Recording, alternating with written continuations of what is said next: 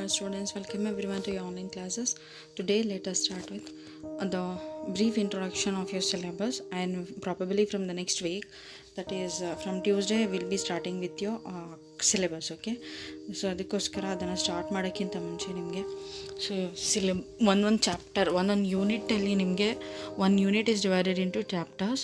Okay, ಆ ಒಂದೊಂದು ಚಾಪ್ಟರಲ್ಲೂ ಕೂಡ ಏನಿರುತ್ತೆ ಅಂತ ನಿಮಗೆ ಒಂದು ಬ್ರೀಫ್ ಐಡಿಯಾನ ಈ ಒಂದು ವಿಡಿಯೋ ಕ್ಲಾಸಲ್ಲಿ ನಾನು ನಿಮ್ಗೆ ಕೊಡ್ತೀನಿ.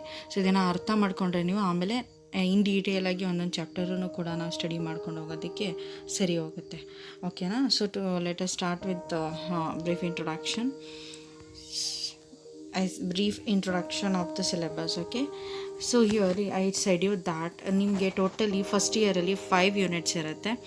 ಸೊ ಇಲ್ಲಿ ನೋಡ್ಬೋದು ನೀವು. ಓಕೆ, 1 2 3 4 ಆ್ಯಂಡ್ 5 ಯೂನಿಟ್ಸ್ ಇರುತ್ತೆ. ಇದನ್ನು ರೋಮನ್ ನಂಬರ್ಸಲ್ಲಿ ಹಾಕಿದ್ದಾರೆ. ಎಲ್ಲ ಒಂದೊಂದು ಯೂನಿಟಲ್ಲೂ ಕೂಡ ನಿಮಗೆ 1ರಿಂದ ಜಾಸ್ತಿ ಚಾಪ್ಟರ್ಸ್ ಇರುತ್ತೆ. Okay, so like this totally you have 5 units and you have 22 chapters which has to be covered for your first PU course. Okay, so ಇಲ್ಲಿ ನಾನು ಒಂದೊಂದು ಯೂನಿಟನ್ನ ನಿಮಗೆ ಇನ್ ಡೀಟೇಲಾಗಿ ಅದರಲ್ಲಿ ಇರುವಂಥ ಚಾಪ್ಟರ್ಸನ್ನು ಹೇಳ್ತೀನಿ ಅಷ್ಟೇ. ನಿಮಗೆ ಈ ಒಂದು ಕ್ಲಾಸಲ್ಲಿ ನಾನು ಅಷ್ಟೇ ಮಾಡೋದು. Okay, so in the from Tuesday I will start with your syllabus. So your chapter 1, unit 1 is divided into 4 chapters. First ಯೂನಿಟಲ್ಲಿ ನಿಮಗೆ 4 ಚಾಪ್ಟರ್ಸ್ ಇರುತ್ತೆ. ಚಾಪ್ಟರ್ 1ಅಲ್ಲಿ ನೀವು ಚಾಪ್ಟರ್ ನೇಮ್ ಬಂದು ಲಿವಿಂಗ್ ವರ್ಲ್ಡ್ ಅಂತ. ಸೊ ಇದರಲ್ಲಿ ಲಿವಿಂಗ್ ಆರ್ಗ್ಯಾನಿಸಮ್ಸ್ ಯಾವ್ಯಾವುದೈತೆ, okay, what are the basic living organisms which are there.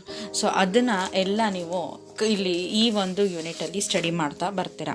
Okay, so unit ಅದು ಏನು living organism starting life start ಆಗೋದು, ಸೊ ಲಿವಿಂಗ್ ಆರ್ಗ್ಯಾನಿಸಮ್ಸ್ ಏನೇನಿರುತ್ತೆ ಅದ್ರ ಬಗ್ಗೆ ಎಲ್ಲ ನೀವು ಇಲ್ಲಿ ಸ್ಟಡಿ ಮಾಡ್ತೀರಾ. Okay, so what you will study here is, okay, so living world ಅಂದರೆ ಏನು ಅದನ್ನ ಬಗ್ಗೆ. Okay, so you'll see what is living ಅಂದರೆ ಏನು, ಲಿವಿಂಗ್ ಮತ್ತು ನಾನ್ ಲಿವಿಂಗ್ ಮಧ್ಯೆ ಏನು ಡಿಫ್ರೆನ್ಸ್ ಇರುತ್ತೆ. Then diversity in the living world. So diversity ಏನೇನೈತೆ, ಓಕೆ, ಯಾವ ಥರ ಪ್ಲಾಂಟ್ಸ್ ಐತೆ, ಯಾವ ಥರ ಆ್ಯನಿಮಲ್ಸ್ ಐತೆ, ಅದನ್ನು ಎಲ್ಲ ನೀವು ಸ್ಟಡಿ ಮಾಡ್ತೀರಾ. ಓಕೆ, ಸೊ ಇಷ್ಟು ಇಲ್ಲಿ ಸ್ಟಡಿ ಮಾಡಾದ್ಮೇಲೆ ದೆನ್ ಟ್ಯಾಕ್ಸಾನಮಿಕ್ ಕ್ಯಾಟಗರೀಸ್ ಯಾವ್ಯಾವ್ದಿರುತ್ತೆ ಅಂತ, ಅದು species, genus, family, order, class, phylum, kingdom ಅಂತ ಇದನ್ನು ಎಲ್ಲ ಸ್ಟಡಿ ಮಾಡ್ತೀರಾ. Okay, and then will go for taxonomical aids ಏನೇನು, ಅದರಲ್ಲಿ ಹರ್ಬೇರಿಯಮ್, ದೆನ್ ಬೊಟಾನಿಕಲ್ ಗಾರ್ಡನ್ಸ್ ಇದೆಲ್ಲ ನಿಮಗೆ ಬರುತ್ತೆ. ಆಮೇಲೆ ಸೆಕೆಂಡ್ ಯೂನಿಟಿಗೆ ಬರ್ತೀರಾ. So when you come to second unit will study about biological classification. ಇಲ್ಲಿ ಬೇರೆ different scientist have given different type of classification. So ಕೆಲವು 5 ಕಿಂಗ್ಡಮ್ ಕ್ಲಾಸಿಫಿಕೇಷನ್ ಅಂತ ಒಂದೈತೆ. So RH Whittaker 5 kingdom classification, ಅದನ್ನು ಬೇಸಿಕ್ಕಾಗಿ ನೀವು ಈ ಒಂದು ಚಾಪ್ಟರ್ 2 ಅಲ್ಲಿ ಸ್ಟಡಿ ಮಾಡ್ತೀರಾ. Here you will study 5 kingdoms in detail. First kingdom monera, then kingdom protista, kingdom fungi, kingdom plantae and animalia. ಮೊನೇರಾದಲ್ಲಿ ಎಲ್ಲ ಮೈಕ್ರೋ ಆರ್ಗ್ಯಾನಿಸಮ್ಸ್ ಎಲ್ಲ ಬರುತ್ತೆ. Okay, so prokaryotic micro organisms ಎಲ್ಲ ಬರುತ್ತೆ. ಪ್ರೊಟಿಸ್ಟಾದಲ್ಲಿ ಯೂಕ್ಯಾರಿಯಾಟಿಕ್ ಆರ್ಗ್ಯಾನಿಸಮ್ಸ್ ಯೂಶ್ವಲಿ ನೀವು ಸ್ಟಡಿ ಮಾಡ್ತೀರಾ, ಅದು ಕೂಡ ಮೈಕ್ರೋಸ್ಕೋಪಿಕ್ ಆಗಿರುತ್ತೆ ತುಂಬ ಟೈಮ್. ದೆನ್ ಫಂಗಸ್ ಅಂತ ಹೇಳಿದ್ರೆ ಅದೆಲ್ಲ ಫುಲ್ ಎಲ್ಲ ಇನ್ ಡೀಟೇಲ್ ಆಗಿ ಅದ್ರ ಬಗ್ಗೆ ಸ್ಟಡಿ ಮಾಡ್ತೀರಾ. ಕಿಂಗ್ಡಮ್ ಪ್ಲಾಂಟೆಯಲ್ಲಿ ಎಲ್ಲ ಪ್ಲಾಂಟ್ಸ್ ಬಗ್ಗೆ ಸ್ಟಡಿ ಮಾಡ್ತೀರಾ. ಸ್ಟಾರ್ಟಿಂಗ್ ಫ್ರಮ್ ಯುವರ್ ಆಲ್ಗೆ, ತುಂಬ ಚಿಕ್ಕದಾಗಿ ಇರೋದ್ರಿಂದ ದೊಡ್ಡದಾಗಿರೋವಂಥ ಟ್ರೀಸ್ ತನಕನೂ ಕೂಡ ಸ್ಟಡಿ ಮಾಡ್ತೀರಾ. ದೆನ್ ಕಿಂಗ್ಡಮ್ ಅನಿಮೇಲಿಯಾದಲ್ಲಿ ಆ್ಯನಿಮಲ್ಸ್ ಬಗ್ಗೆ ಇನ್ ಡೀಟೇಲ್ ಆಗಿ ಸ್ಟಡಿ ಮಾಡ್ತೀರಾ. ಓಕೆ, ಸೊ ದೆನ್ ಮತ್ತು ಪ್ಲಾಂಟ್ ಕಿಂಗ್ಡಮ್ ಮತ್ತು ಆ್ಯನಿಮಲ್ ಕಿಂಗ್ಡಮನ್ನು ಸಪ್ರೇಟಾಗಿ ಚಾಪ್ಟರ್ 3 ಚಾಪ್ಟರ್ 4ಅಲ್ಲಿ ನಿಮಗೆ ಇಟ್ಟಿದ್ದಾರೆ. ಸೊ ಪ್ಲಾಂಟ್ ಕಿಂಗ್ಡಮಲ್ಲಿ ಫಸ್ಟು ಅದನ್ನು ಮತ್ತೆ ನಾನು ಹೇಳಿದೆ ಸ್ಮಾಲರ್ ಪ್ಲಾಂಟ್ಸಿಂದ ಹಿಡಿದು ಬಿಗ್ಗರ್ ಟ್ರೀಸ್ ತನಕನೂ ಕೂಡ ನೀವು ಓದ್ತೀರಾ ಅಂತ ಹೇಳಿದೆ. ಸೊ ಇಲ್ಲಿ ಆಲ್ಗೆಯಿಂದ ಸ್ಟಾರ್ಟ್ ಮಾಡ್ತೀವಿ. These are very minute plants, microscopic organisms, macroscopic ಆಗಿರುತ್ತೆ, ಕೆಲವೊಂದು ಮೈಕ್ರೋಸ್ಕೋಪಿಕ್ಕು ಕೂಡ ಆಗಿರುತ್ತೆ. ಆಲ್ಗೆ, ದೆನ್ ಯುವರ್ ಬ್ರಯೋಫೈಟ್ಸ್, ಟೆರೆಡೋಫೈಟ್ಸ್ ಅಂತ ಬರುತ್ತೆ, ಆಮೇಲೆ ಜಿಮ್ನೋಸ್ಪರ್ಮ್ಸ್ ಅಂತ ಬರುತ್ತೆ, ಆಮೇಲೆ ಏಂಜಿಯೋಸ್ಪರ್ಮ್ಸ್ ಅಂದರೆ ಫ್ಲವರಿಂಗ್ ಪ್ಲಾಂಟ್ಸ್, ಅದ್ರ ಬಗ್ಗೆ ಸ್ಟಡಿ ಮಾಡ್ತೀರಾ. ಏಂಜಿಯೋಸ್ಪರ್ಮ್ಸ್ ಅಂತ ಅಲ್ಲಿ ಮೊನೋಕಾಟ್ಸ್, ಡೈಕಾಟ್ಸ್ನ ಸ್ಟಡಿ ಮಾಡ್ತೀರಾ. ಆಮೇಲೆ life cycle and alternation of generation ಇದನ್ನು ಸ್ಟಡಿ ಮಾಡ್ತೀರಾ. ಲೈಫ್ ಸೈಕಲ್ ಹೇಗಿರುತ್ತೆ ಪ್ಲಾಂಟಿಂದು ಅಂತ. ಓಕೆ. ದೆನ್ ಚಾಪ್ಟರ್ 4ಗೆ ಬಂದಾಗ ಆ್ಯನಿಮಲ್ ಕಿಂಗ್ಡಮ್ ಬಗ್ಗೆ ತುಂಬ ಡೀಟೇಲ್ ಆಗಿ ಸ್ಟಡಿ ಮಾಡ್ತೀರಾ ನೀವು. ಸೊ ಅದರಲ್ಲಿ ಏನಪ್ಪ ಸ್ಟಡಿ ಮಾಡ್ತೀರಾ, ಅಲ್ಲೂ ಕೂಡ ಬೇರೆ ಬೇರೆ animals smaller to bigger you'll study.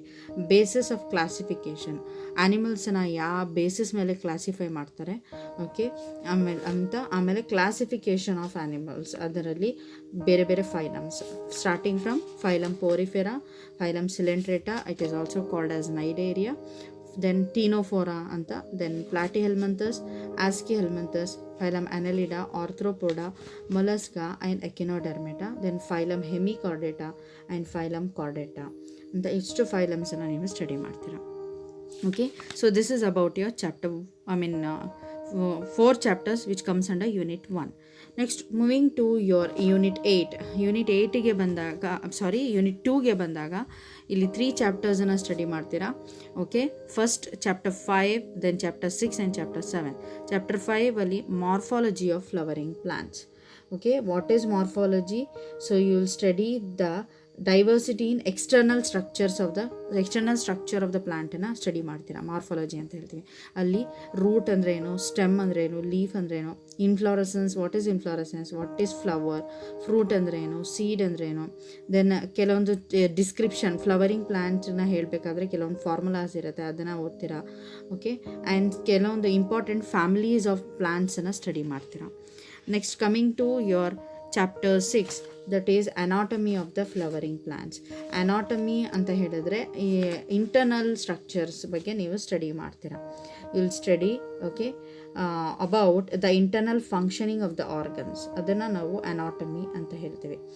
Okay, ಇಲ್ಲಿ ಟಿಶ್ಯೂಸ್ ಅಂದರೆ ಏನು, what is the tissue system, different types of tissues present in the plants, and then anatomy of the dicotyledon and monocotyledon plant. ಇದರಲ್ಲಿ ಅನಾಟಮಿಯಲ್ಲಿ ರೂಟ್, ಸ್ಟೆಮ್ ಮತ್ತು leaf ಇಂದು ಸೆಕ್ಷನ್ಸ್ನ in detail ಆಗಿ study ಮಾಡ್ತೀರಾ. ಮೊನೋಕಾಟ್ಸ್ದು ಕೂಡ ಮತ್ತು ಡೈಕಾಟ್ಸ್ ಎರಡರದ್ದು ಕೂಡ ನೀವು ಸ್ಟೆಮ್, ರೂಟ್, ಲೀಫ್ ಸೆಕ್ಷನ್ಸನ್ನು, ಟ್ರಾನ್ಸ್ವರ್ಸ್ ಸೆಕ್ಷನ್ಸನ್ನು ಸ್ಟಡಿ ಮಾಡ್ತೀರಾ. ಚಾಪ್ಟರ್ 7ಗೆ ಬಂದಾಗ ಇಲ್ಲಿ ಸ್ಟ್ರಕ್ಚರಲ್ ಆಮೇಲೆ ಸೆಕೆಂಡರಿ ಗ್ರೋತ್ನು ಕೂಡ ನೀವು ಚಾಪ್ಟರ್ 6ಅಲ್ಲಿ ಸ್ಟಡಿ ಮಾಡ್ತೀರಾ.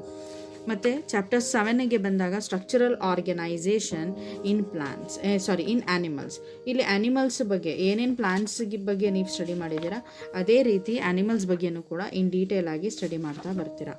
ಓಕೆ, ಸೊ ಇಲ್ಲಿ ಆ್ಯನಿಮಲ್ ಟಿಶ್ಯೂಸ್ ಬೇರೆ ಬೇರೆ ಡಿಫ್ರೆಂಟ್ ಟೈಪ್ಸ್ ಆಫ್ ಟಿಶ್ಯೂಸ್ ಯಾವ್ಯಾವ್ದೈತೆ ಮತ್ತು ಆರ್ಗನ್ಸ್ ಯಾವ್ಯಾವ್ದೈತೆ, what is the organ system. Okay, then earthworm ಬಗ್ಗೆ ಡೀಟೇಲಾಗಿ ಅದರದ್ದೆಲ್ಲ ಸಿಸ್ಟಮ್ಸ್ನ ಸ್ಟಡಿ ಮಾಡ್ತೀರಾ. ಎಲ್ಲ ಸಿಸ್ಟಮ್ ಅಂತ ಹೇಳಿದ್ರೆ circulatory system, respiratory system, reproductive system that is male and female. Okay, then nervous system, endocrine system, ಈ ಥರ ಎಲ್ಲ ಸಿಸ್ಟಮ್ಸು. ಅರ್ಥವಮ್, about the cockroach and about the frog, ಈ 3 ಆರ್ಗ್ಯಾನಿಸಮ್ಸ್ನ ಇನ್ ಡೀಟೇಲ್ ಆಗಿ ಅದರ ಒಳಗಡೆ ಇರುವಂಥ ಎಲ್ಲ ಆರ್ಗನ್ ಸಿಸ್ಟಮ್ಸನ್ನು ನೀವು ಸ್ಟಡಿ ಮಾಡ್ತೀರಾ. ಓಕೆ, ಸೊ ದೆನ್ ಇಷ್ಟು ನಿಮಗೆ ಯೂನಿಟ್ 2 ಅಲ್ಲಾಯಿತು. Then unit 3 you have 3 chapters again. ಅದರಲ್ಲಿ 8, 9 ಆ್ಯಂಡ್ 10 ಚಾಪ್ಟರ್ ಬರುತ್ತೆ. ಸೊ ಚಾಪ್ಟರ್ 8ಅಲ್ಲಿ cell the unit of life ಅಂತ ಹೇಳ್ತೀವಿ. ಈ ಚಾಪ್ಟ್ರಲ್ಲಿ ನೀವೇನು ಸ್ಟಡಿ ಮಾಡ್ತೀರಾ ಅಂತ ಹೇಳಿದ್ರೆ ಸೆಲ್ ಬಗ್ಗೆ ಇನ್ ಡೀಟೇಲ್ ಆಗಿ ಸ್ಟಡಿ ಮಾಡ್ತೀರಾ. That cell is the basic unit of life. Okay, structural and functional unit of life ಅಂತ ಹೇಳ್ತೀವಿ. ವಾಟ್ ಈಸ್ ದ ಸೆಲ್ ಅಂತ. ದೆನ್ ಥಿಯರೀಸ್, ಸೆಲ್ ಬಗ್ಗೆ ಎಕ್ಸ್ಪ್ಲೇನ್ ಮಾಡಿರೋದು ಕೆಲವೊಂದು ಥಿಯರೀಸ್ ಐತೆ, ಸೆಲ್ ಥಿಯರೀಸ್ನ ಸ್ಟಡಿ ಮಾಡ್ತೀರಾ. Then overview of the cell structure ಬಗ್ಗೆ ಸ್ಟಡಿ ಮಾಡ್ತೀರಾ.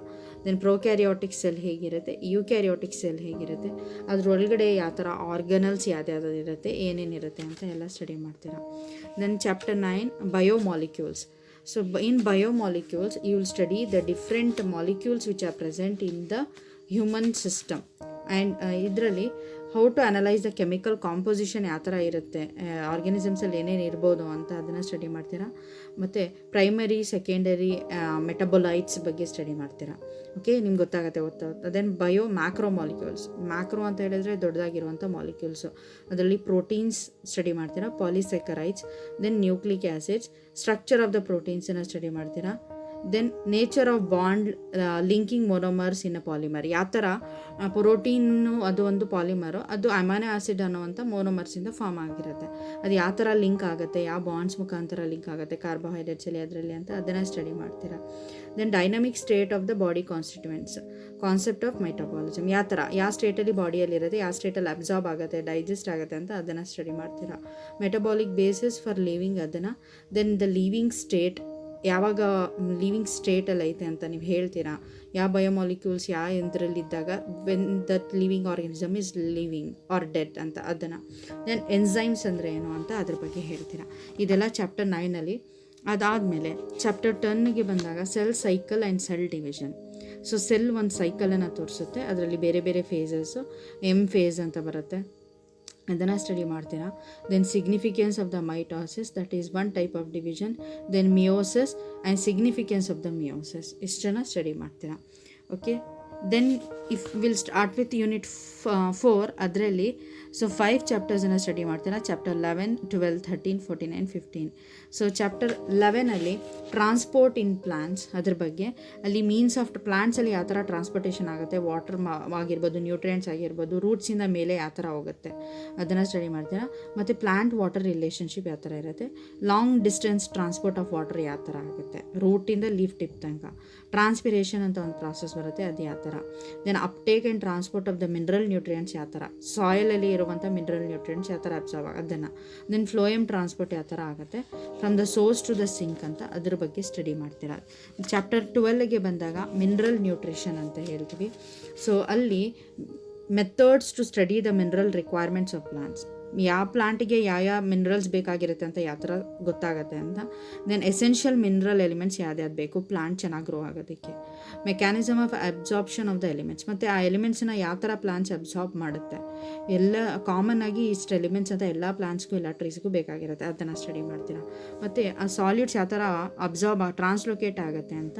Soil is the reservoir of ಸಾಯಿಲಲ್ಲಿ ನಮಗೆ ಬೇಕಾಗಿರುವಂಥ ಎಲ್ಲ ಎಲಿಮೆಂಟ್ಸು ಕೂಡ ಇರುತ್ತೆ, ಅದನ್ನು ಸ್ಟಡಿ ಮಾಡ್ತೀರಾ.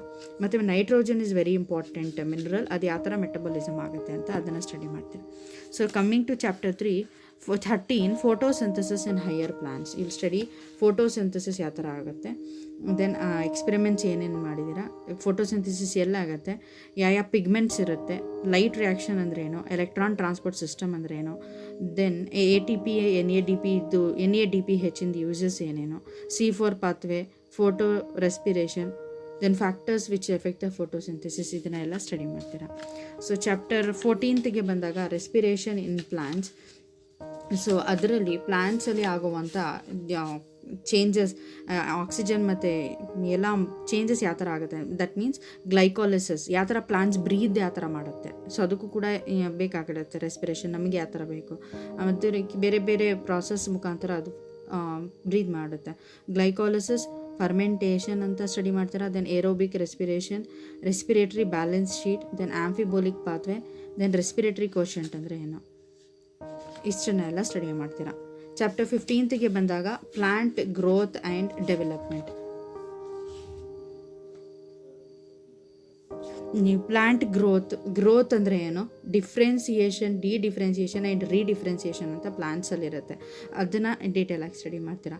ಡೆವಲಪ್ಮೆಂಟ್ ಅಂದರೆ ಏನು, plant growth regulator, plant grow ಆಗೋದಕ್ಕೆ ಅದಕ್ಕೆ ಕೆಲವೊಂದು ರೆಗ್ಯುಲೇಟರ್ಸ್ ಇರುತ್ತೆ, ಅದಿದ್ದರೆ ಮಾತ್ರ ಪ್ಲಾಂಟ್ ಗ್ರೋ ಆಗುತ್ತೆ, ಅದು ಯಾವ್ದ್ಯಾವ್ದಂತ ಓದ್ತೀರಾ.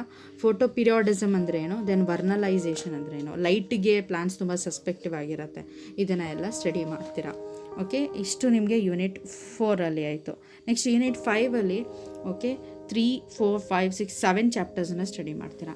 ಇಲ್ಲಿ ಡೈಜೆಷನ್ ಆ್ಯಂಡ್ ಅಬ್ಸಾರ್ಪ್ಷನ್ ಚಾಪ್ಟರ್ 16.